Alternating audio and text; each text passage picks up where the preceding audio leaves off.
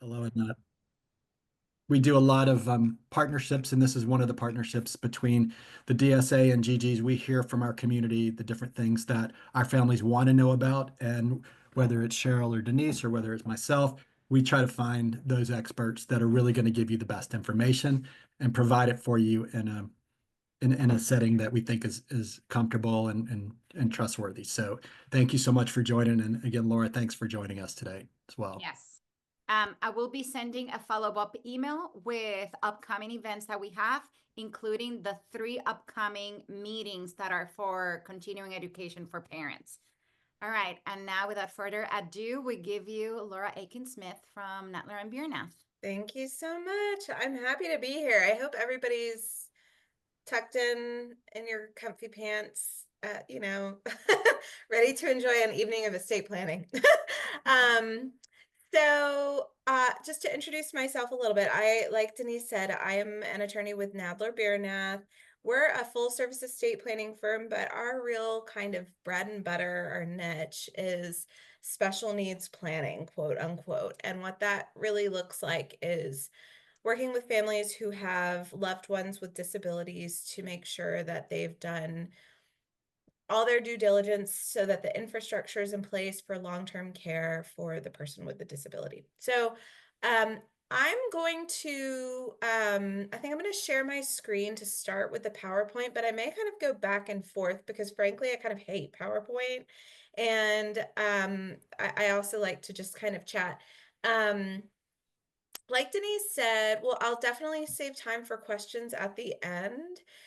If you have a question as I'm speaking, do feel free to put it in the chat. Sometimes it's helpful, the person says something that I, maybe didn't communicate clearly or whatever, and it's good to correct that in real time. So feel free to put it in the chat. If I don't answer your question for some reason, that either means we'll get to it at the end or it's because it's going to be answered as we continue on. So let me share my screen and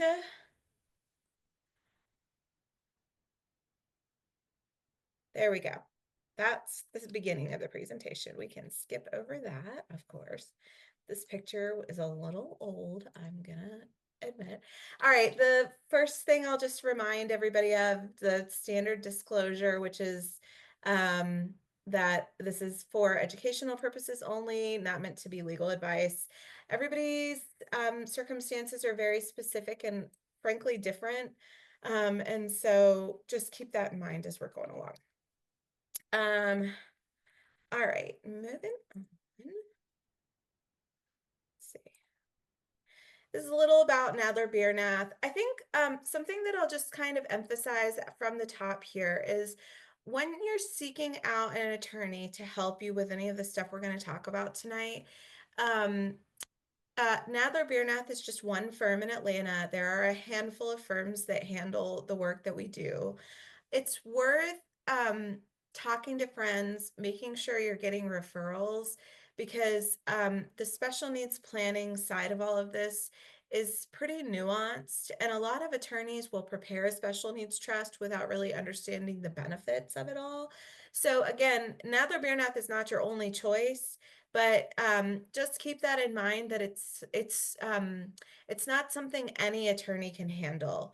And I'm sure Howie or the folks at DSAA can provide you with referrals for more than one choice. So just that's an important thing to remember. This is kind of a guideline of what we're going to talk about tonight, so you have an idea. I want to start by just giving you some high-level context for what estate planning documents pretty much anybody should have, right? Any person who's looking at doing some estate planning and wants to make sure they cover all their bases, what do they need to consider? I also want to talk about special needs trusts because, of course, that's going to be relevant for our community. And so I'm going to cover special needs trusts and ABLE accounts at the end of the presentation. All right. So let's start kind of basic. Who needs an advance directive? Who needs a financial power of attorney, right? So some of the easier documents, easier theoretically to just say, yes, we definitely need these documents. anybody over the age of 18 who has capacity to sign should have, I'm biased there a little bit. Maybe that slide should say really like over the age of, 22 or 25. But once you're 18, you're an adult, right? And so anybody over the age of 18 who has capacity to sign a legal document should sign an advance directive for healthcare and a financial power of attorney. Okay. These are our power of attorney forms. When you hear power of attorney, this is what we're talking about. These are documents that are going to appoint an agent to make financial or healthcare decisions if you need help doing that. So that can look like a lot of different things. So on the healthcare side, it could just be because you're going in surgery, or it could be because you are in a coma, you've been hit by a car, and they need to decide what kind of care to give you. It's those types of situations. The financial power of attorney likewise appoints an agent to help you with financial business. And that again can look like you you know going overseas on a trip and needing to have an agent to close on a property, or it could be because you have dementia and you can no longer manage your own financial business. I want to pause for a moment. We're not going to cover guardianship tonight. And I think that's something Cheryl and I just kind of briefly talked about. That, I mean, lots of questions about guardianship come up over time. There's also lots of conversation about guardianship and supported decision making. What I will say about that is this point of everyone over the age of 18 with capacity to sign, right? That includes people with disabilities. So if a person with a disability, if a person with Down syndrome has capacity to understand what they're signing, they can be included in part of this power of attorney conversation. And that's something I think as parents of children who either maybe well over the age of 18 or who may be approaching 18, for some folks, that's very much a consideration in the Down syndrome community. But certainly the parents should have the powers of attorney. Um, People who are not legally married, it's going to be especially important. People who have assets just in your name, right? If you have a bank account that is um, an account that doesn't have any other joint owner, or a transfer on death or anything like that, financial powers of attorney are really important. In Georgia, the Advance Directive for Healthcare combines two different old forms. So we used to have the living will and the healthcare power of attorney, and the living will dictated what kind of care we wanted to receive at end of life. The legislature found that there was a lot of discrepancies between the living will and the healthcare power of attorney. So they have combined that into one form. That's the Advance Directive for Healthcare. Likewise, we were having some issues with elder abuse and banks being difficult to work with. So the legislature has also passed a law that has established a form for the financial power of attorney. So both of these documents are forms contained within Georgia law. Um, uh, so as the lawyer, what I will say is there's value in having a lawyer help you fill out these accounts. I'm sorry, these forms, not accounts, these forms, because I think there's some things to be aware of in the context of filling them out. But it's better to have them than not. So you can also go online and find these forums. And that's something to think about when you're sort of thinking about what are you able to do to get estate planning done. It's better to have them than not.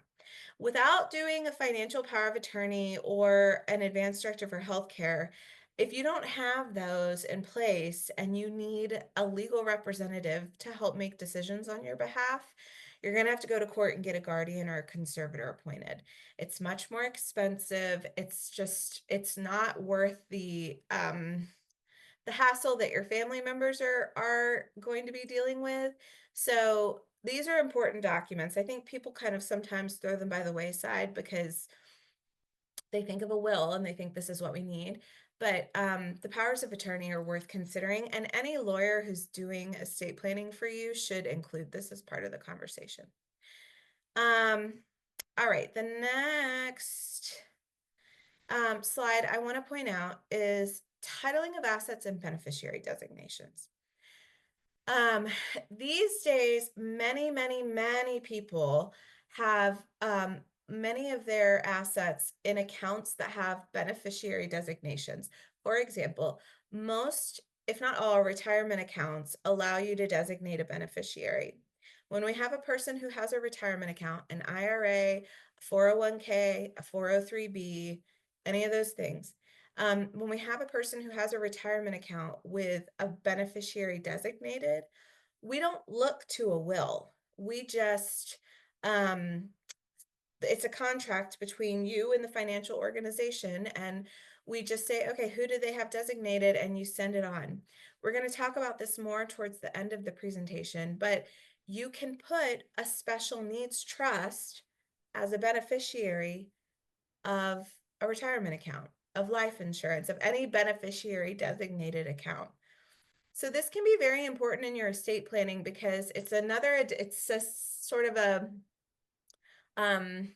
equally important but secondary consideration to a will, because your beneficiary designations are going to be able to pass more smoothly and quickly when you die. You don't have to deal with some of the procedural things that come in play with a will. And so, so this is an important thing to think about. Another thing to think about is assets that are jointly owned are going to pass to the surviving owner.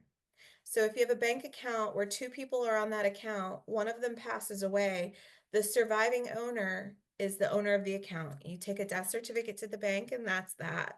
So when we have couples who come in or clients who are very cost conscious, which is totally reasonable, there are ways to do, you don't have to necessarily do a whole bunch of super fancy planning to accomplish some goals. Things like joint ownership or beneficiary designations can be pretty important for folks. And in the case of having a child who has a disability, being able to just designate their trust as the beneficiary of these types of accounts allows that trust to get the money faster. So that can be very handy.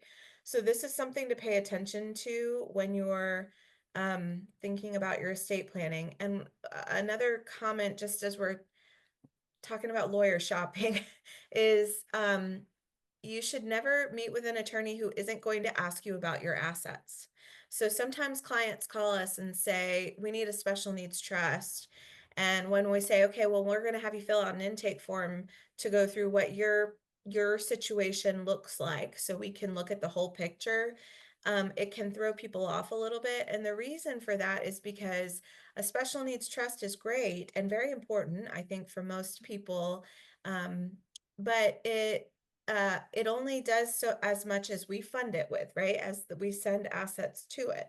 And so we have to make sure that the assets are being transferred over, whatever assets there may be, are being transferred over properly. So, so when an attorney asks you for your information, just don't be taken aback by that. Okay. Of course, everybody hears about a will. This is kind of the default estate planning tool that everybody thinks about. A will is a document that you can put in place. It's a written document that has to meet some criteria. And it says, here's what I want to have happen to my money, my assets, my property. And I want to appoint the following people to serve. It's important to understand that a will is like cash in that it's a piece of paper that we have to assign value to. So a will is a great estate planning tool to have, and I would say at the bare minimum, you should have a financial power of attorney, an advance directive for healthcare, and a will that addresses some of the long-term care planning for a child with a disability or a loved one with a disability. But it's important to know that the will is going to have to be probated if we have to use it.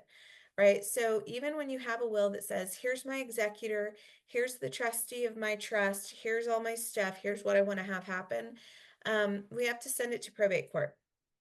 The probate process, relative to other states in Georgia, it's not as difficult as many other states, but it's still a process. And so it involves preparing a petition, submitting it to the probate court. You have to notify a person's heirs, which is different than beneficiaries. So under the law, you could put DSAA as the beneficiary under your will, but DSAA is not an heir, right? So a probate petition includes notifying heirs, and once that works its way through the court, which in Georgia, it depends on the county that you live in for how long that probate process takes, but it takes somewhere in the range of typically, on average, I would say 3 to 6 months. Probate courts in Georgia are on the slow side. They're very bureaucratic. There's a lot of mistakes that the probate court seems to make.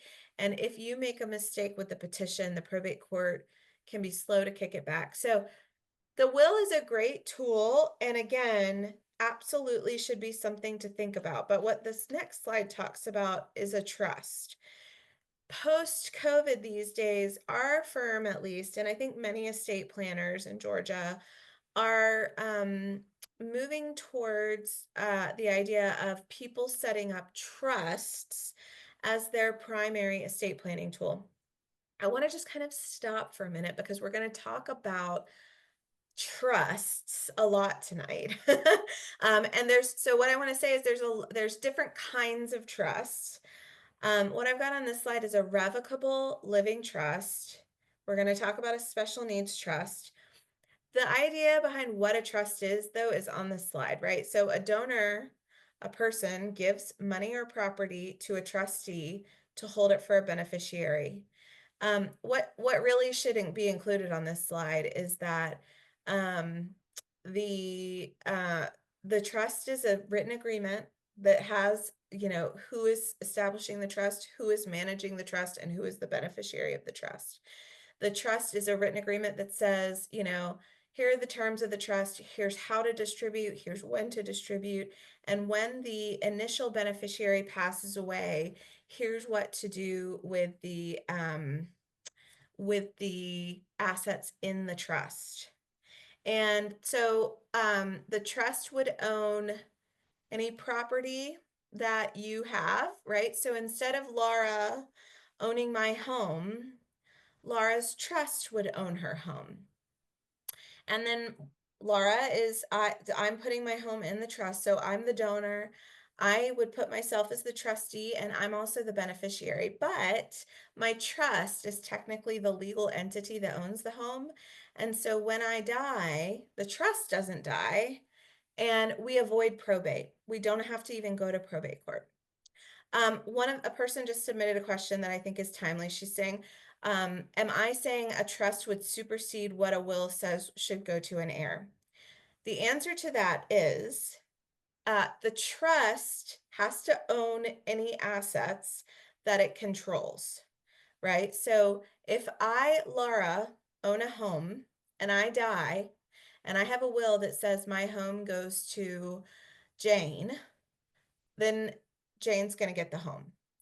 If I, Laura, have a trust and a will, and my will says that the home goes to Jane, but my trust, which owns the home, says I leave it to DSAA, then yes, we look to the trust. Okay, so the trust does not have to be probated. It doesn't involve any court formalities unless someone objects to it, which we try to avoid. And it can be important. It's an important consideration.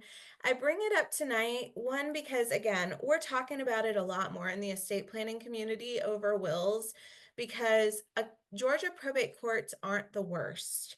If you have someone who's relatively savvy, who can be your executor, who can kind of manage all this stuff it's not the worst thing in the world to have a will, and certainly it's much better to have a will than to have nothing. But if you're really looking at this conversation kind of holistically, it's important to mention these revocable living trusts because when you have an heir, assuming that many of you have children with Down syndrome, and one of your heirs has a disability, that's going to add a layer of complexity to the probate because they're going to have to get notified. The court's going to appoint a representative for them, and it can delay the transfer of assets, which for many folks is very important, and is worth the consideration. Somebody else is, or I think maybe the same person is commenting right now that if she has assets in multiple states or property in multiple states, and that is correct, right? That's all part of this is if you have property in Georgia and Florida, you definitely want to think about a trust because otherwise you're going to have probate in 2 states. So there's a lot of considerations with a will and a trust. For a lot of folks, they just want to get something in place. A will, again, is much better than nothing at all. The will allow you to say specifically what you want to have happen to your assets. And maybe, for example, you have 2 children and you have one with Down syndrome and one without. You don't necessarily want to leave the typical child in the dust, but you might want to leave 20% of your assets to your typical child and the rest to your child with Down syndrome. And so your will allows you to do that. If you don't have a will, then everything's going to be split equally. Worse than that, if you don't have a will, everything is going to go directly to their share. The share for the child with Down syndrome will go directly to that child. And that is hugely problematic for benefit eligibility, which we'll talk about in a minute. So wills are very important. I don't want to make people feel like they're not important.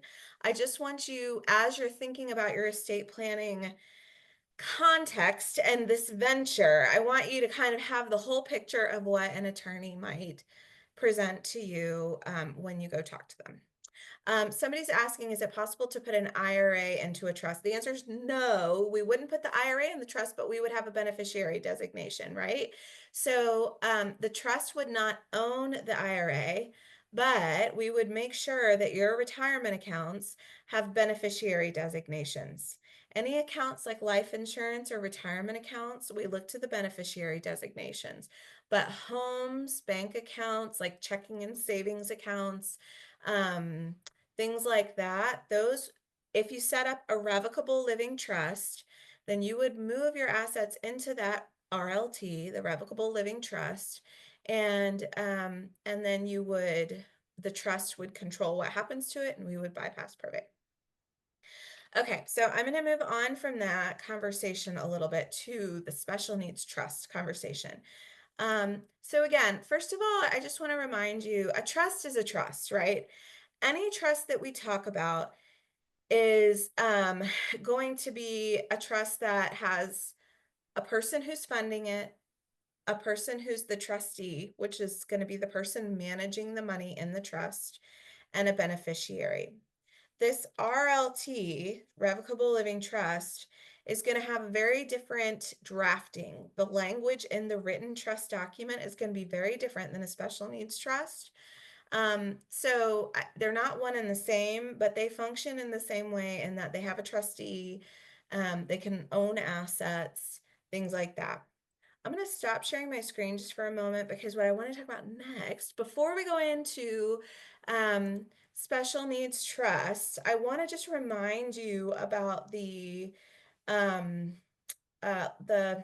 very typical benefits kind of journey. Because when we're talking about special needs trust, what we're doing is making sure that we're planning for benefit eligibility. So number one, when you enter into this idea of, okay, do we need a special needs trust? You want to understand what benefits you're planning for. I'm hoping this is all just like a, initial or like a recap, and you all have heard all of the information I am going to show you or I'm going to tell you about. You've heard it all before, but I want to make sure that you know what the context is. So there are 2 types of categories of benefits that we look to. There's what we call means tested benefits, and then we call them insurance-based benefits. When we talk about means tested benefits, we're talking about Social Security SSI benefits, and we're talking about Medicaid. When we talk about insurance-based benefits, we're talking about SSDI and Medicare. So when a person with a disability turns 18, they become a household of one. I'm assuming everybody on our call tonight, they're caring for a loved one with Down syndrome. Part of the disability determination is, does a person have a medically determinable impairment? We all have that here. I mean, that's going to be a no-brainer. The bigger question with the disability determination through Social Security is a person able to earn substantial gainful activity of more than about $1,600 a month? Okay, so if a person can work such that they can earn more than about $1,600 a month, and I will say that 1,600 number is it's essentially rated for inflation, so it goes up a little bit every year, so it's not going to stay static, but it goes up a little bit every year. If a person can earn more than that, they're not going to qualify as disabled. But assuming that we're all going to qualify as disabled for purposes of Social Security, when a person turns 18, they become a household of one, assuming that they're financially eligible, which means they have $2,000 or less, and they aren't earning more than about $1,600 a month, they're eligible for SSI. SSI is a monthly income benefit. As of this year, it's up to $967 a month. It's important to understand that there's some things that can reduce that monthly benefit. I'm not going to get into that in too much detail tonight, but for most people, they can get the maximum benefit, which is $967 a month. With SSI comes Medicaid health insurance. Along the way, remember, Medicaid also has a lot of other programs that they provide. The Medicaid health insurance that comes with SSI is just one Medicaid program. Hopefully you've all heard of the Now Comp waiver. That's another program that Medicaid provides and is a means tested benefit. You have to have $2,000 or less on any given month to qualify for the Now Comp waiver. So a person could theoretically be receiving SSI, the Medicaid health insurance, and Now Comp waiver.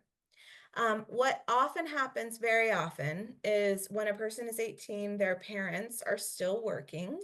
And so they start their benefit journey on SSI.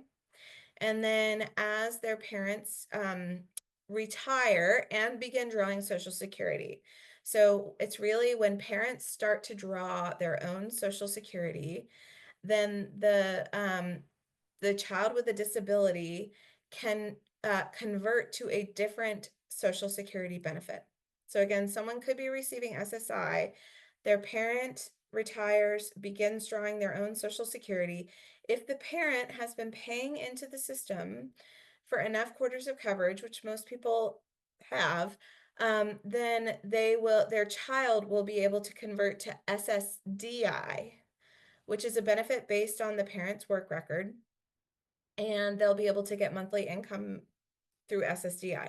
SSDI is often more money than SSI because we're based on the parent's work record. For some folks, I think probably it's less likely for people in this conversation, but some people will have worked enough that they have earned income such that they cannot draw SSDI based on their own work record.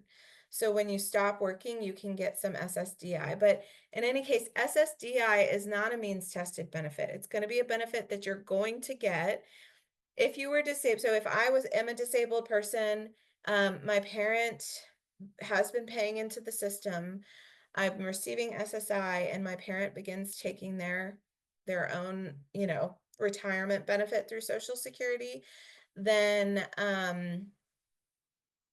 assuming I was disabled prior to age 22, I'll get SSDI. After having SSDI for 2 years, you're eligible for Medicare. So even if I'm, 27, if I've been receiving SSDI for 2 years, then I'll be eligible for Medicare. Again, there's still all these other Medicaid benefits. So what we remind clients of is that you want to do some of this planning for SSI and Medicaid health insurance, but many of our clients' children or other people that they're caring for, they will ultimately wind up on SSDI and Medicare, which are not means tested benefits. You're going to get them regardless of money, regardless of assets. But they also want to get the now comp waiver, right? Remember, the now comp waiver is a Medicaid benefit where you can get all kinds of supports and services. You can get living support, transportation support, day programs can be paid for. There's all kinds of things you can get through the now comp waiver. And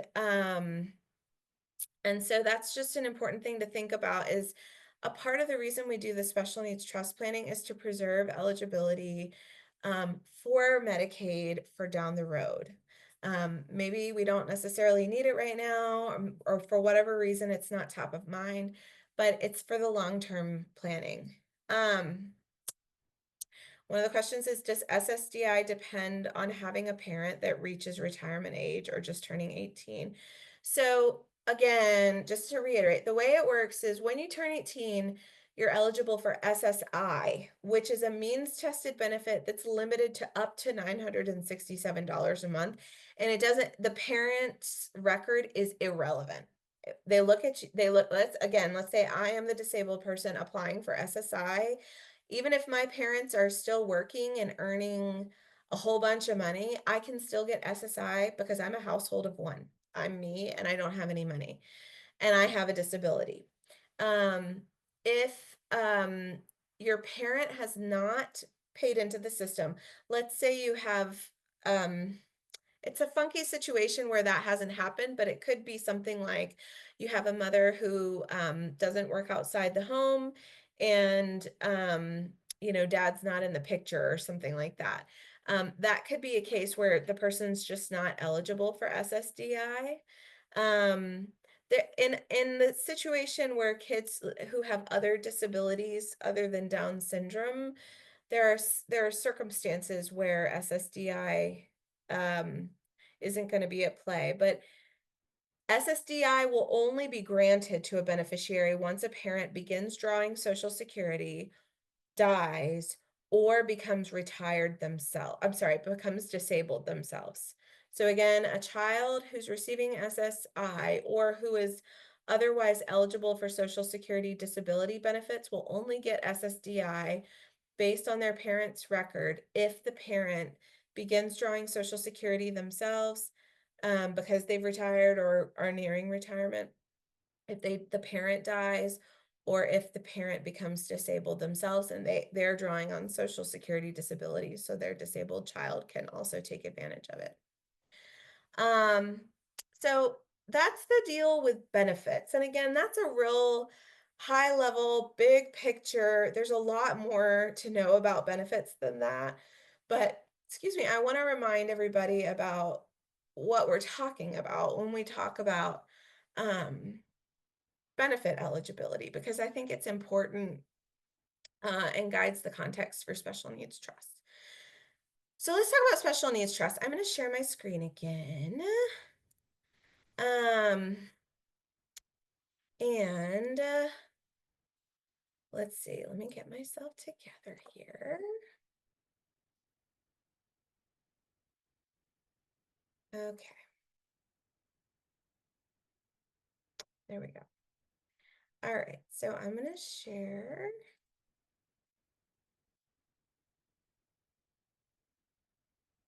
Oh, I don't know if I see a way to share. Let's see.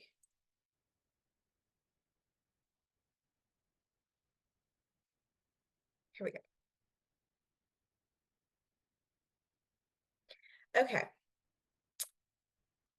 So, I want to briefly talk about just generally special needs trust. There's a few different kinds. Oh dear, okay, I'm good. Yes.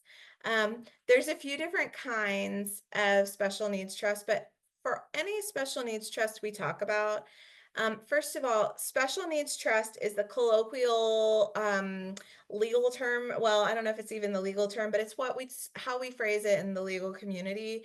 It's becoming a little bit less PC, and so another way to phrase it, and something you might see, is supplemental needs trust. The idea behind a special needs trust or a supplemental needs trust, they're one and the same. And the idea is that funds held in a special needs trust can be used to provide quality of life money for people with disabilities. So it does not disqualify a person for benefit eligibility, and it can be used for the person with the disability to supplement their needs, wants, whatever, over and above what benefits can pay for. It's important to know that the drafting, you can see the last line there, the drafting and administration has to comply with Social Security and Medicaid regulations. So there are some specific things that have to go into the trust. There's certain language that has to go in, and there's certain language that cannot go in to a special needs trust in order to comply. The deal there is you can't have your cake and eat it too. And so that's kind of what they're looking for. The first kind of special needs trust that I want to real briefly talk about, because hopefully it's not something you have to deal with too much, is a first party special needs trust, also known as a D4A or a self-settled special needs trust. First party special needs trust is for uh,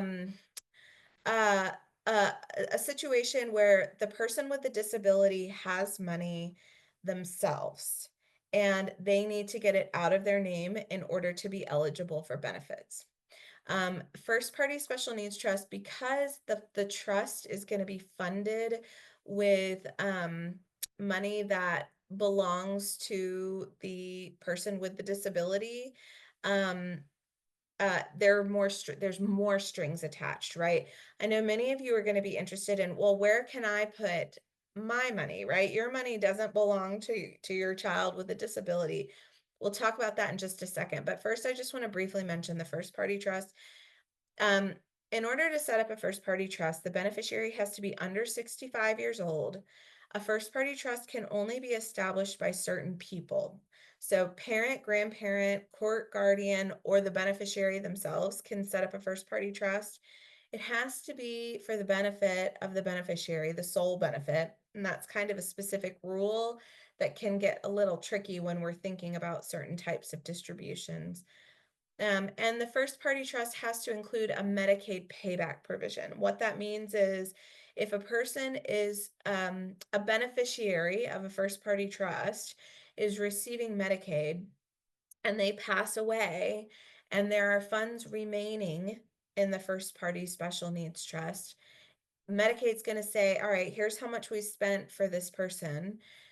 We'd like to please be paid back. And they'll submit a bill essentially, and the trust, whatever funds are remaining, would have to go to pay Medicaid back first.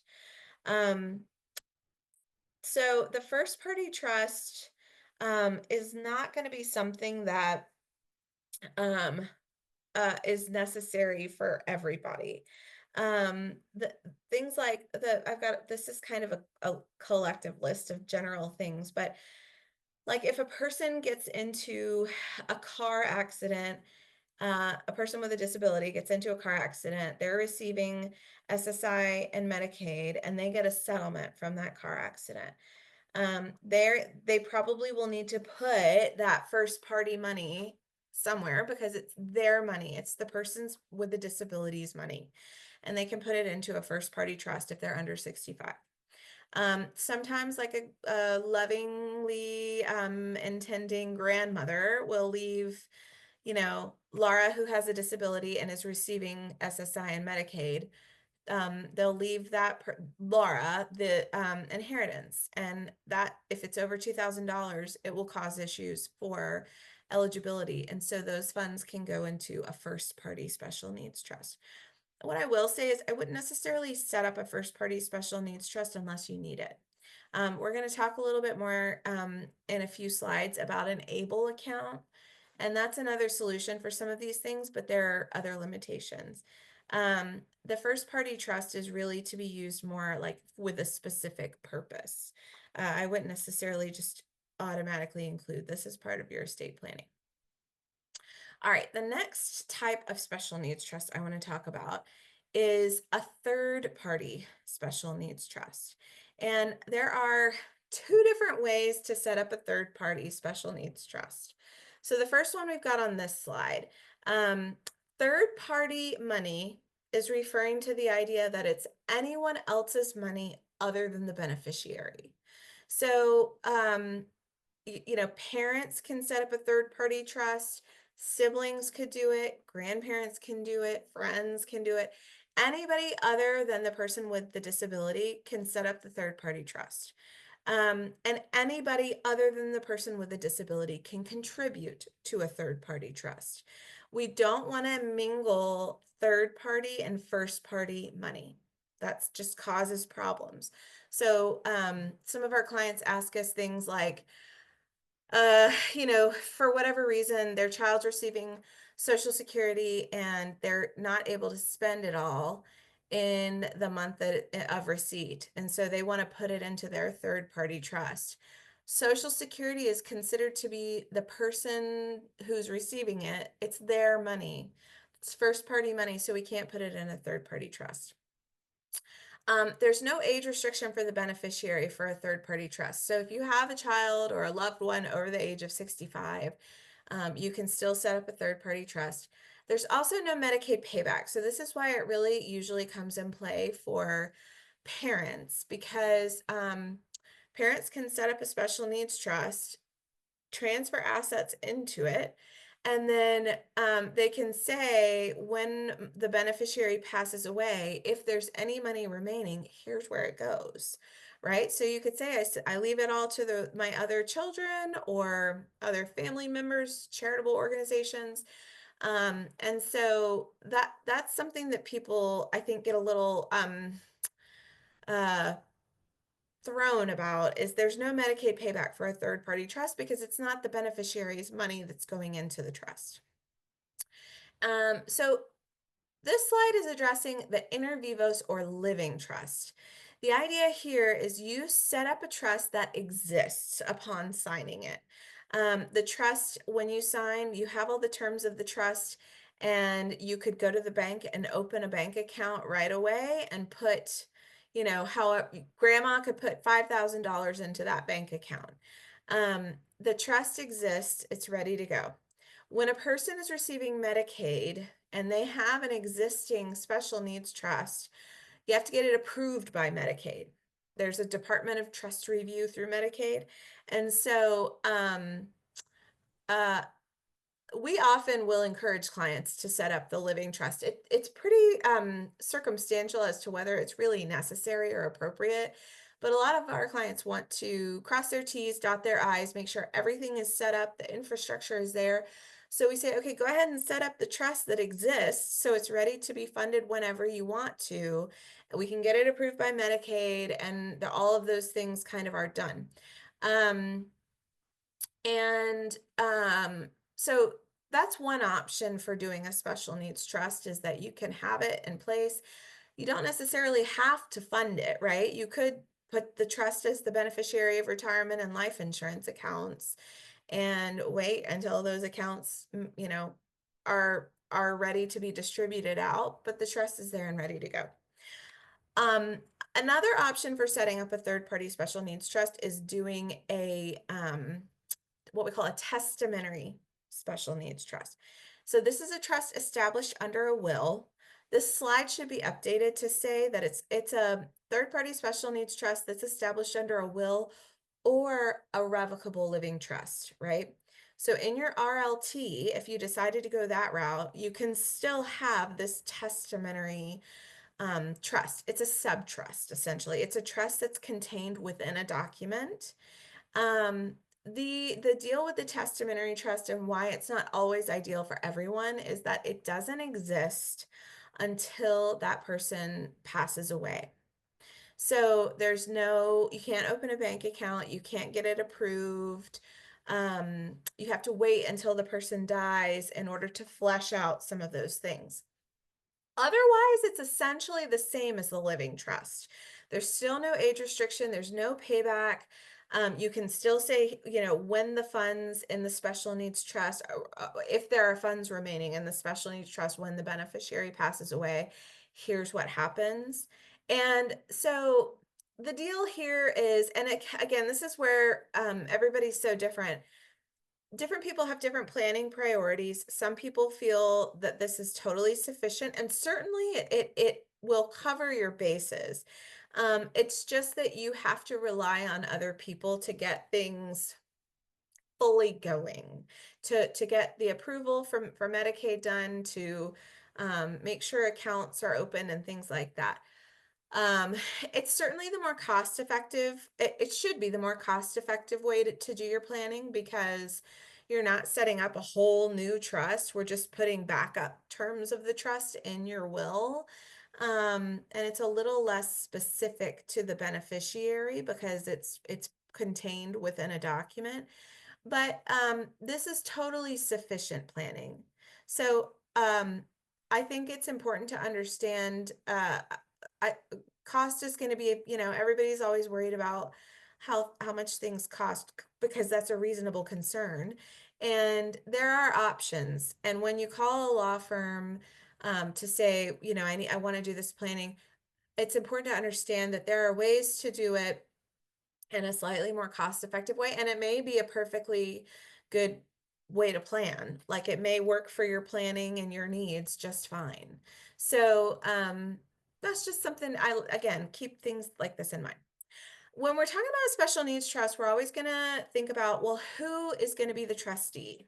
If you have a living trust, you as the parent, you're setting it up to have it so that you can fund it whenever you're ready for your child. You can be the trustee of that trust until you're, unable to.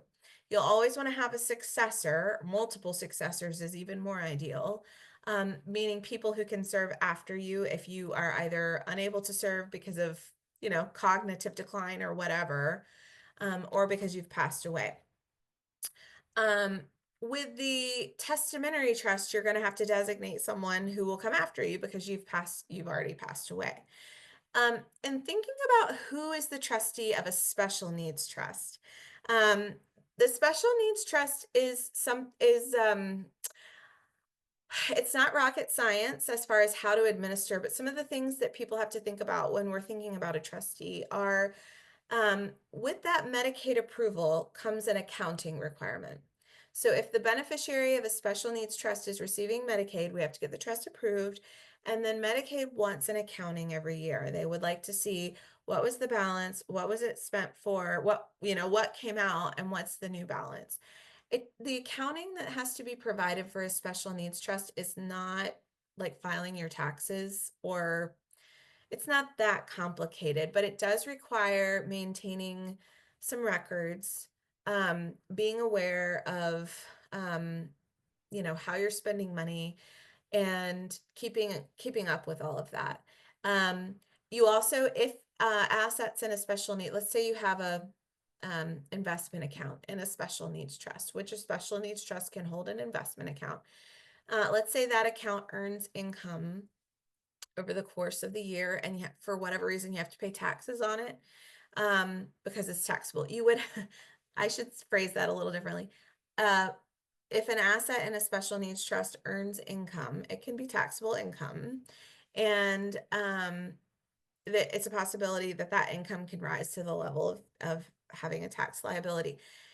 If that's the case, the trustee has to file taxes and handle all of that stuff.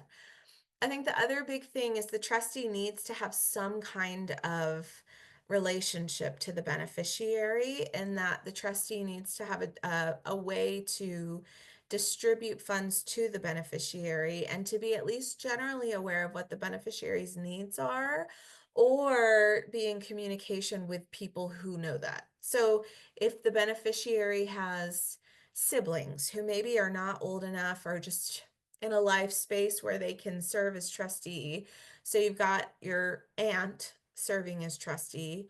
As long as the aunt can communicate with siblings and maybe with the beneficiary about their needs, that's fine, right? They don't have to be close and super best friends. They just need to be able to have some way to understand what's going on.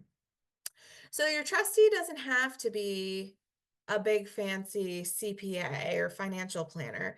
You need to have someone who's trustworthy, who's reliable.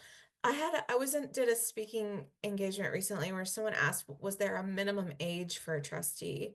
And that there is no minimum. I mean, well, 18 is the minimum age, I would say, but for a special needs trust, I can't imagine that there's a responsible enough 18-year-old to manage a job like that. It's a big job. I think that it's enough maintenance and work that we usually are looking for someone closer to 25 as a starting point. And the other thing we always tell clients is you can have that list, right? So you could designate, mom and dad. Let's say you can designate grandma and grandpa, I should say, right? So you could put grandma and grandpa in that list of trustees, knowing that they're going to age out of the job probably, right? The goal would be that everybody lives long enough to where grandma and grandpa age out of the job, but we just move on down the list, right? So you have certain people. So it's not that you necessarily need to exclude people. You have to be kind of thoughtful about how you list people in the trust. Another sort of string that I want to include when we're thinking about how a special needs trust works is we can't distribute money directly to the beneficiary. So there are some types of trusts where you can say, okay, I'm going to set up a budget and give $2,000 or $3,000 a month to the beneficiary, or even $500 a month, whatever it is. You can't do that with a special needs trust. The way that the trust works is that instead of saying, I'm going to distribute X amount of money for you to buy whatever your needs are, the trustee sits down with the beneficiary or the people who are supporting the beneficiary. And they say, okay, what are your needs? Like, what are we looking at? Do you have a recurring payments like rent, utilities? What are they? And the trustee will pay for things on behalf of the beneficiary. So what it can look like is the trustee sits down with the beneficiary and decides, okay, here's our budget. I'm going to start paying for those reoccurring expenses that come up. And then when there is a specific distribution, like we want to go on a trip or we want to buy a computer or it can really be anything. It can be clothes. It can be paying for a fun camp to go to in the summer.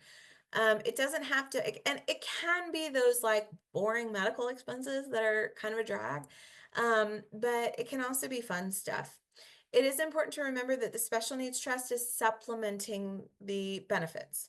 So we always want to look to whatever the benefits will cover first, right? So if the now comp waiver will cover the cost of, some kind of medical equipment or the day program, things like that, then we're going to look first to now comp for that. And then we're going to go to the special needs trust to supplement.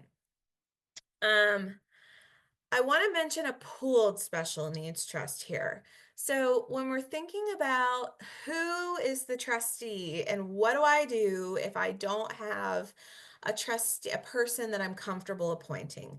And that can happen for a few reasons. So parents, in certain cases, um, really hesitate to put one of their other typical children as the trustee of a special needs trust because it's a job and it's adding to their plate. And I think that's a reasonable concern.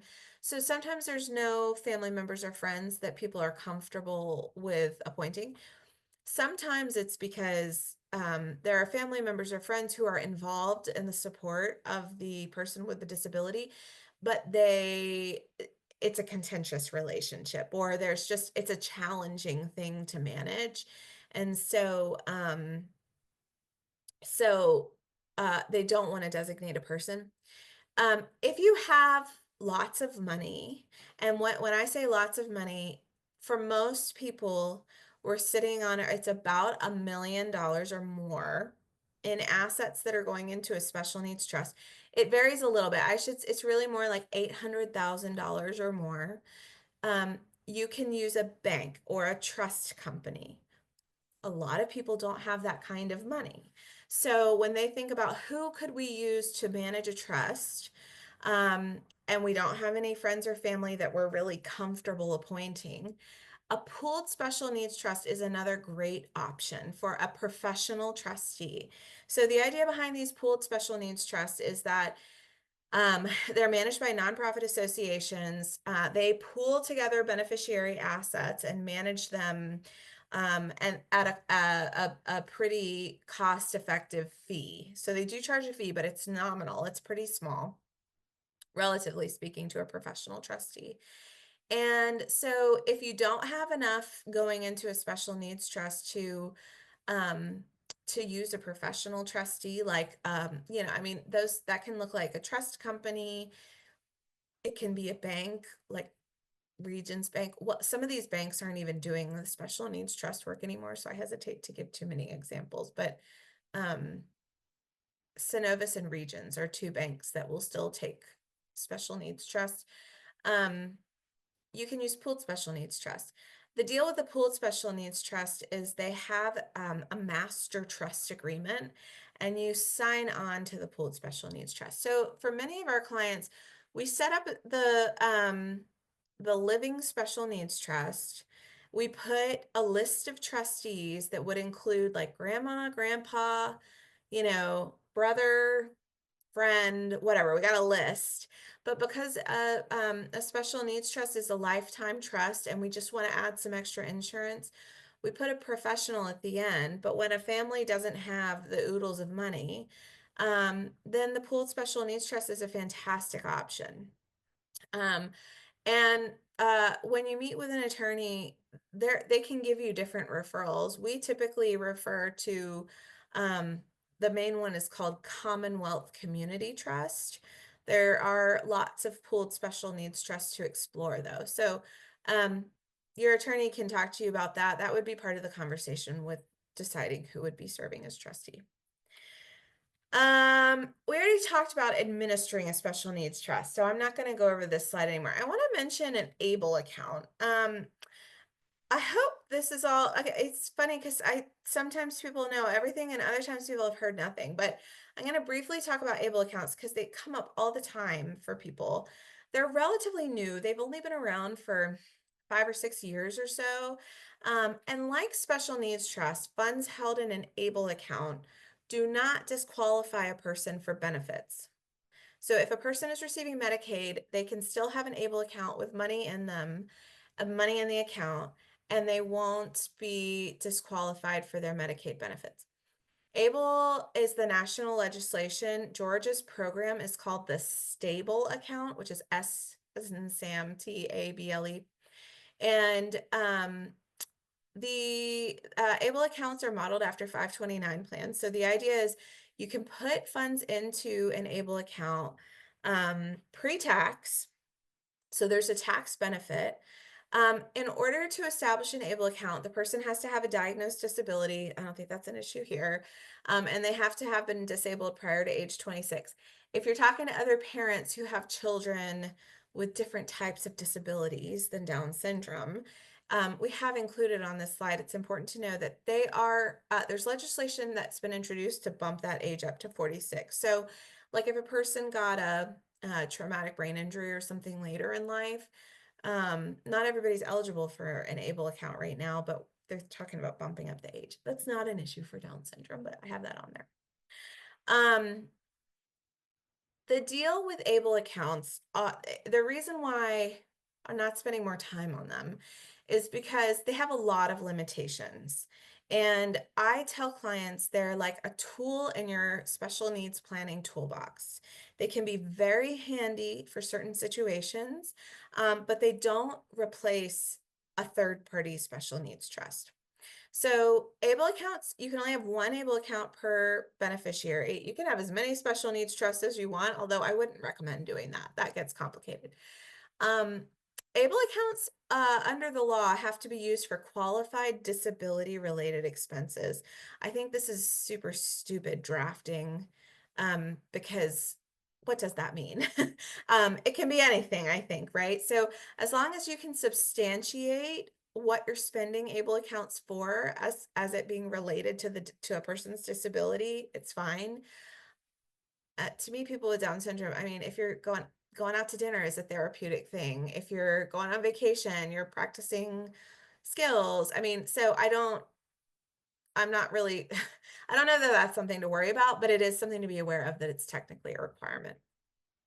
Another limitation to able accounts is you can only put up to $19,000 a year. That $19,000 amount will change. It'll go up a little bit every year. It's adjusted for inflation. It's based on the gift tax exemption. Around $19,000 is what you want to keep in mind. So if you had a life insurance policy that was worth $25,000, you couldn't use the able account because you would max out the contribution limit. First party and third party money can go into an able account. So in the scenario that I mentioned earlier, where a client has a child who's receiving Social Security, let's say they're receiving SSDI, they're getting a little bit more every month. They're also on the now comp waiver, so they're having a hard time spending the SSDI every month. That excess money, up to $19,000 a year, can go into an able account. And that can be a huge deal for people. Rather than paying an attorney to set up a first party special needs trust, all you have to do to set up an able account is you go online to an online administrator. Again, Georgia's program is called the Stable account. And it's like 15 minutes to set up an account. It has relatively minimal expenses and it's there.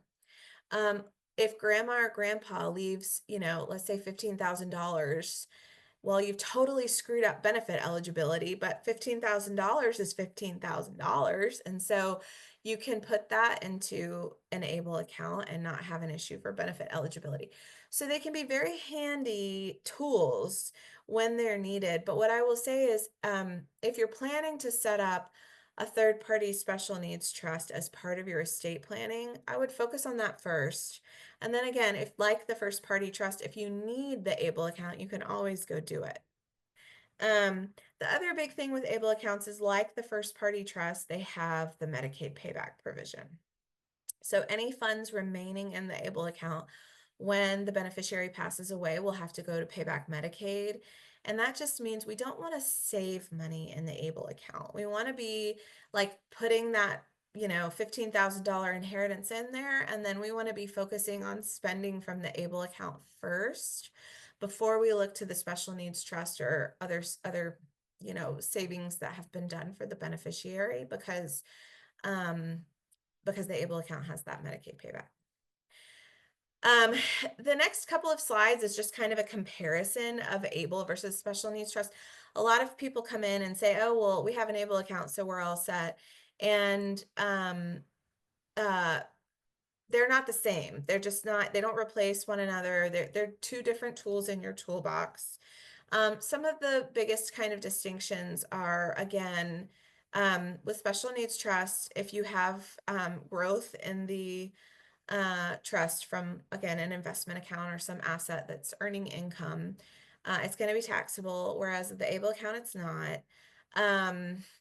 And with the special needs trust, the beneficiary of a special needs trust does have to be disabled. But there's nothing that says it has to be a disability related expense from a special needs trust. Again, I'm not sure there's that much oomph to that requirement because it's just so hard to define what a disability related expense would be. But it's part of the able account rules.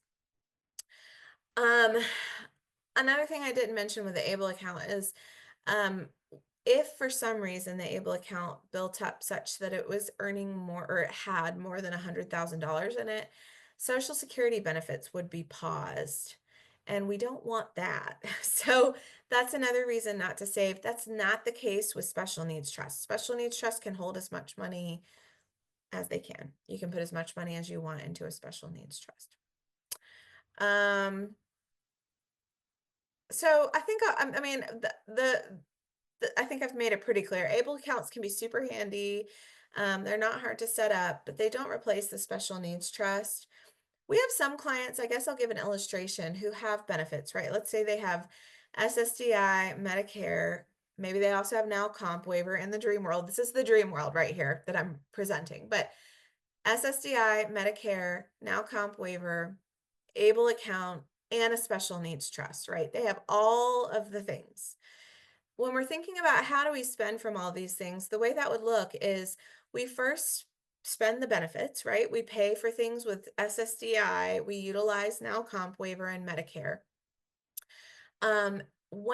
If there's money in an able account, when the beneficiary needs something over and above what the Social Security benefits or the now comp will cover, then we use the able account. The last place to use money from would be the third party special needs trust, because that can go the distance for the beneficiary. And when the beneficiary passes away, there will be language in there that says, here's what happens to this money, and it can go wherever people want it to go. So there's lots to know. This is kind of the end of my slides. I'm going to stop sharing. There's lots to know about different types of special needs planning tools and different types of trusts. It is circumstantial, but hopefully this has given you kind of an idea of what a consult with an estate planning attorney would look like if you went in and talked about all the different options that are available to you. So I'm going to open it up to questions. One person put in the chat, my daughter just got denied for SSI. I may need to hire you. So I will clarify for you. So Nadler Biernath and other special needs planning firms like ours, we don't handle Social Security appeals. I'm sorry to say, of course, everything is niche, right? So we don't handle Social Security appeals because you have to be like a certified Social Security attorney. They have their own system for how attorneys can get paid and how attorneys can file in. So if you are looking for an attorney to help you with planning, with setting up special needs trust, understanding benefit eligibility, understanding what kinds of benefits are out there, Nadler Biernath is one resource. There again are other law firms in Atlanta that can also help you. Atlanta, and well, I wish there were more law firms in the surrounding Georgia area, but there are certainly multiple choices in Atlanta. For Social Security appeals, you're looking for a specific Social Security attorney. And again, I'm sure that Howie or I know at DSA we can refer folks over. All right, any other questions?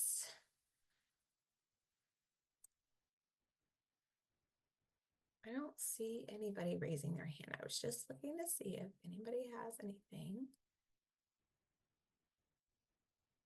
I'm okay with that. It's 9:15, so I'm sure it's late for everybody. If no one has any questions, and if you do, please feel free to send them later to info@dsaatl.org.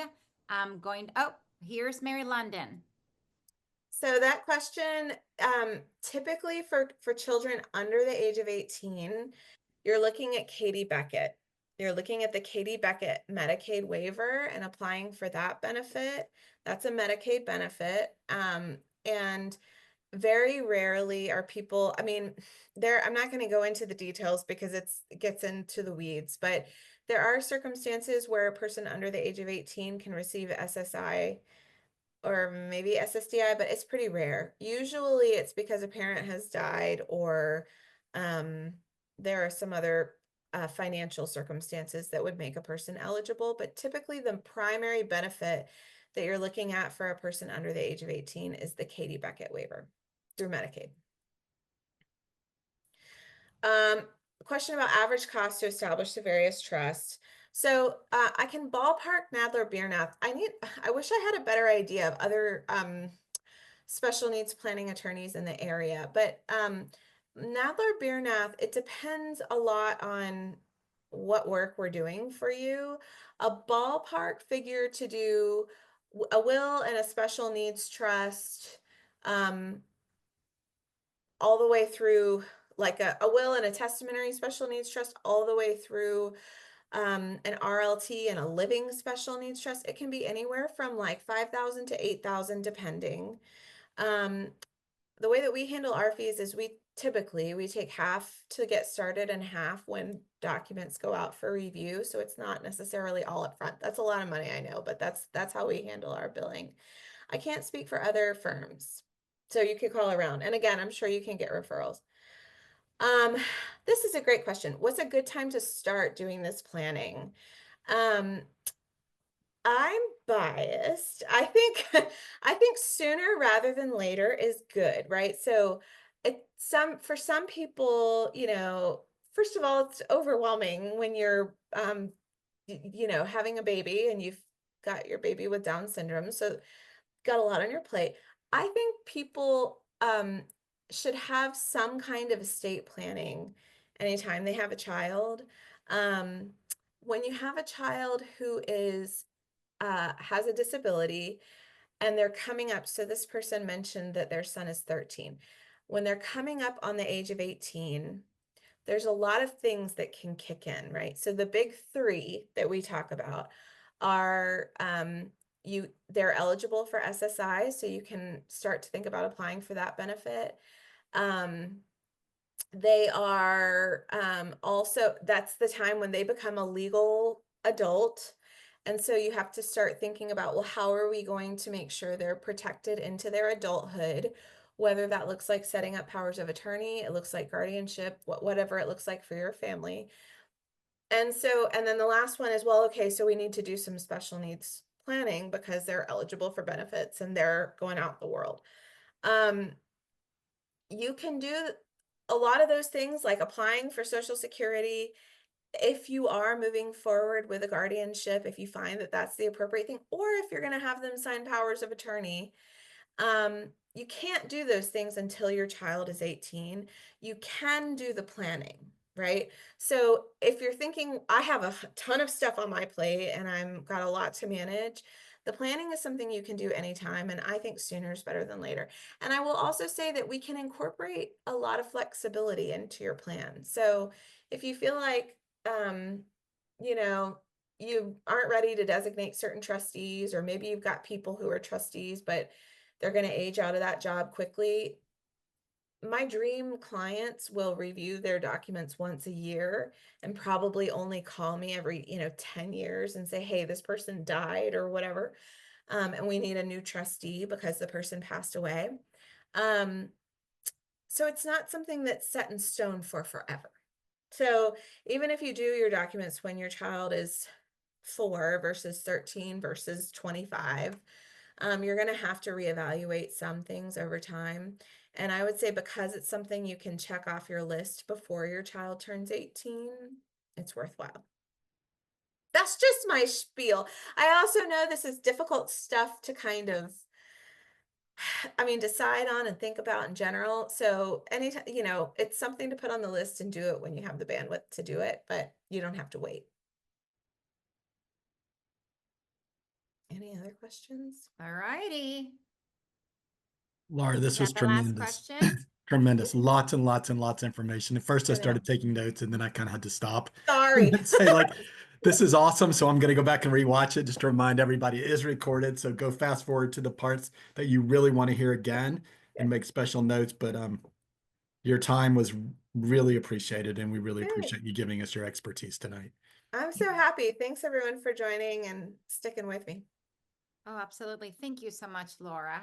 And while you're making someone and you're about to pop, thank you so much for being here with us. Also, please be on the lookout for my email. It'll either come tomorrow or Monday with the recording and the continuous education that we're having in May. There's 3 different dates in May. All righty. Well, everybody. Oh, look, they're giving you all the love here. Yes, thank you. I'm glad it was helpful. Yes, absolutely. Well, thank you, everybody. Have a great rest of your night, and we'll see you in May. Bye. Bye.